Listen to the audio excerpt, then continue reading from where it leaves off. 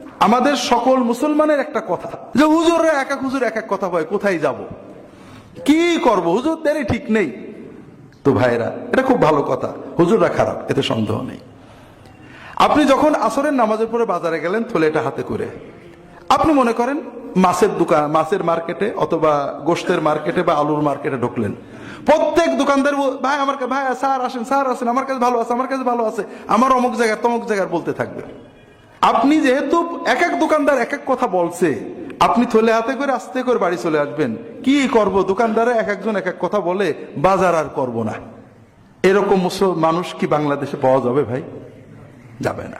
আপনি কি করবেন, যে যাই বলুক আপনি প্রথমত দোকানদার চয়েস করবেন যে কোন দোকানে ঢুকবেন। দোকানে ঢুকলে হলো না, দোকানে ঢোকার পরে যখন দোকানদার, আপনি মোটামুটি ভালো দেখে একজন দোকানে ঢুকলেন, যে না আশা করা যায় ভালো মাল পাওয়া যাবে। দোকানদার কি করলো, একেবারে দাড়ির পাল্লাটা এরকম ঢুকিয়ে দিয়ে 3 কেজি আলু একবারে তুলে দিল। আপনি বললেন না নামান, আমি বেছে নেব।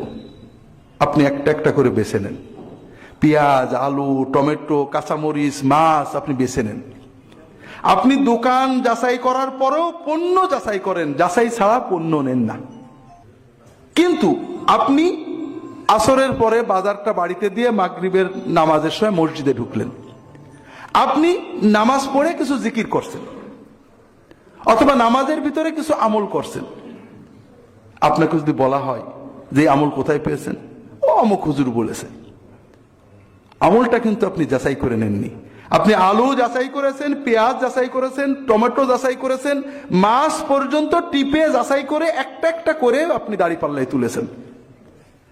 কিন্তু আপনার ওজিফা, আপনার জিকির, আপনার নামাজ, আপনার দোয়া, আপনার কুলখানি, আপনার ইসালে সোয়াব, আপনার ফাতেহা আপনি যাচাই করে নেন।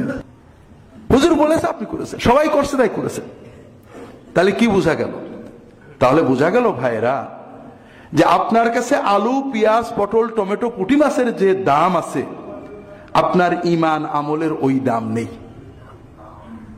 আপনি পুঁটি মাছকে যে গুরুত্ব দিয়ে ক্রয় করেন, আপনি আপনার জান্নাতকে ওই গুরুত্ব দিয়ে ক্রয় করেননি। ঠকে যাবেন ভাইরা। আরে ঠকে, এমন ঠকে, আপনি পুঁটি মাছ কিনতে যে, আলু কিনতে যে ঠকেছেন, পরের বারে আপনি জিততে পারবেন। কিন্তু ঈমান কিনতে যে, আমল কিনতে যে ঠকে গিয়েছেন, পরের বারে যখন ঠকা বসবেন, ব্যাক গিয়ারে আর আসতে পারবেন না। এই জন্য ভাইরা, আমরা একটু সচেতন হই। আল্লাহ রসুল সাথে আমাদেরকে সচেতন, আল্লাহ কোরআনে বলেছেন আল্লাযীনা ইয়াসতামিউনাল কাওলা ফায়াত্তাবিউনা আহসানা, যারা কথা শোনে, শুনেই মানে না, শোনার পরে যাচাই করে ভালো কথাগুলো মানে। আমিও যেটা বলবো যাচাই করতে হবে। ভাইরা, বড় কষ্ট লাগে।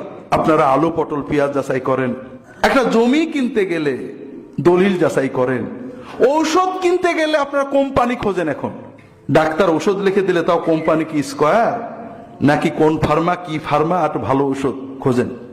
দুর্ভাগ্য, ঈমান আমল কিনতে গেলে আপনারা খোঁজেন না। ঈমান আমল সহি কি, সুন্দর কি, আমাদের কথার উপরে পুরো আস্থা রাখবেন না, নিজেরা টুকটাক যাচাই করবেন।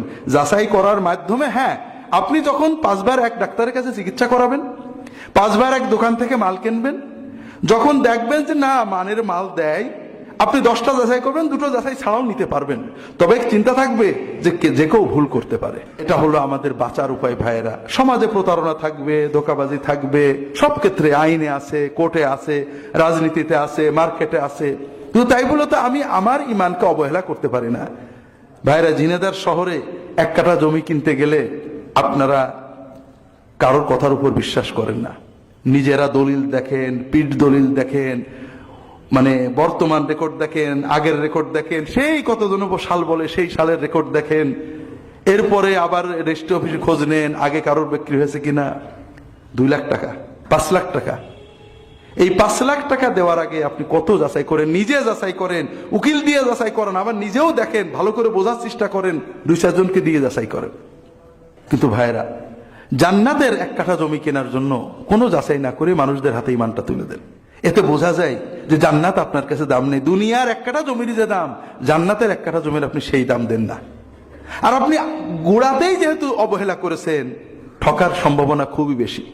দুনিয়ায় আপনাকে 1 কাঠা জমি বেচে যে ঠকাতে চায়, আর জান্নাতের জমির নামে আপনাকে যে জাহান্নামে নিতে চায়, এই 2 জনের ভিতরে শক্তিশালী বুদ্ধিমান বেশি হলো যে আপনাকে জান্নাতের নামে জাহান্নামে নিতে চায়। বড় বড় দুশ্মন। ইন্না শাইতানা লাকুম আদুউম মুবিন, সবচেয়ে বড় দুশ্মন, যে 24 ঘন্টা তার লক্ষ লক্ষ অনুসারীদেরকে নিয়ে আমাদেরকে জাহান্নামে নেওয়ার জন্য চেষ্টা করছে। এমন তো নয় যে আল্লাহ তাআলা আমাদেরকে হাওয়ার উপর ছেড়ে দিয়েছেন। আমার সামনে বাঁচার অবলম্বন রয়েছে, কোরআন রয়েছে, রাসূলুল্লাহ সাল্লাল্লাহু আলাইহি ওয়াসাল্লামের সুন্নাহ রয়েছে। আমি ধরে চেষ্টা করি, আল্লাযীনা জাহাদু ফীনা লানাহদিয়ান্নাহুম সুবুলানা। আল্লাহ তাআলা বলছেন যে যারা আমার রাস্তায় চেষ্টা করবে আমি অবশ্যই তাদেরকে পথ দেখাবো।